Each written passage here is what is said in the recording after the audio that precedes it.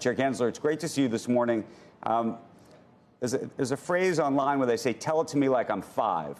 So for those who are uninitiated into what happened here, tell it to me like I'm 5. What was Kraken doing, and what was the problem that you were trying to solve? Andrew, what Kraken was doing was asking the American public for their coins, crypto tokens, and saying, I'll give you a return, 4% to 21% returns. And the problem was they were not disclosing to the investing public the risks that the investing public was entering into. And we have a basic bargain in the United States since the 1930s. You can take whatever risks you want. Companies like Kraken can offer investment contracts and investment schemes, but they have to have full, fair, and truthful disclosure. And this puts the investors who watch your program in a better position. That's our basic bargain. They were not complying with that basic law. So how does this, though, differ, for example, from some of the other firms out there, including Coinbase, who offer yield products? Whether you call it, the labels don't matter.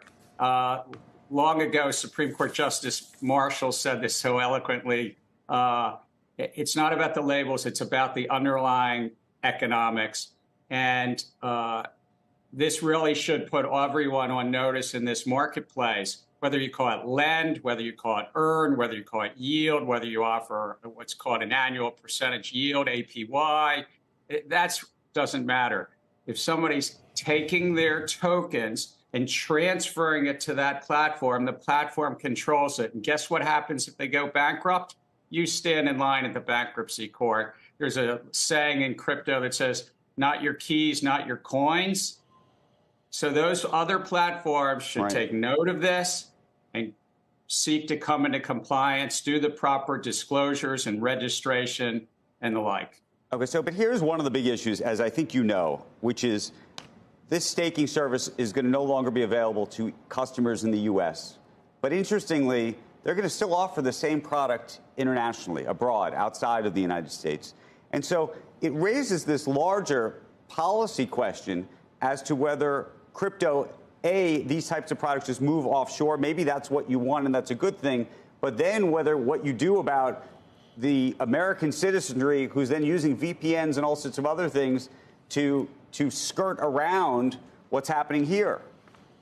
Look, we're technology neutral at the SEC, but we're clearly very focused on investor protection. 330 million Americans are our clients.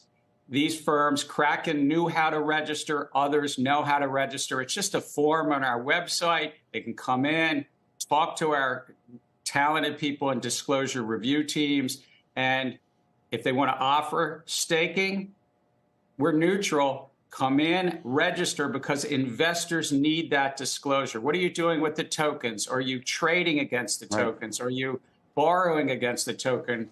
Are you using them for your own purposes? And we've seen this in the crypto field. So investors not only need that disclosure, but it's the law.